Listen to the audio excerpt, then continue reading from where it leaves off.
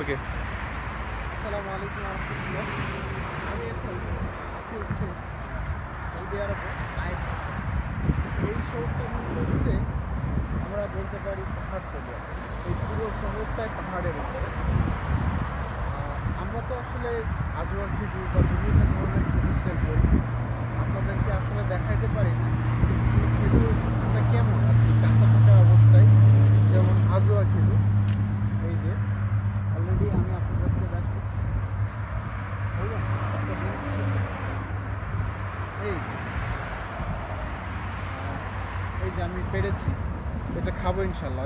Already নরম হয়ে গেছে, এই খাওয়া ভালো।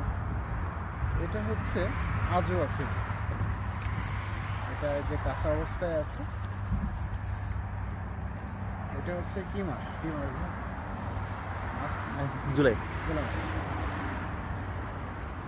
এখন এই যে জুলাই মাস পর থেকে আর কি মূলত এটা আস্তে আস্তে পাকা শুরু হয়। আর ঠিক এই খেজুরটাই আমরা কিন্তু রমজান মাসে বাংলাদেশে আমরা খাই আর কি। এটা কোল্ড স্টোরে থাকে, কাঁচা খেজুরটা কাঁচা।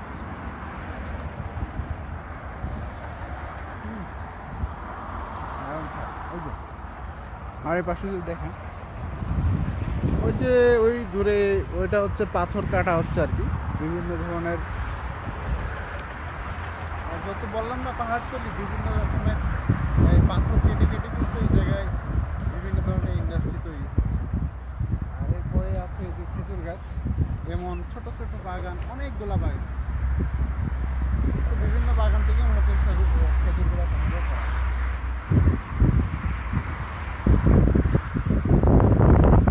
একদম ছোট ছোট খেজুর ধরে আছে, ঝুলতেছে।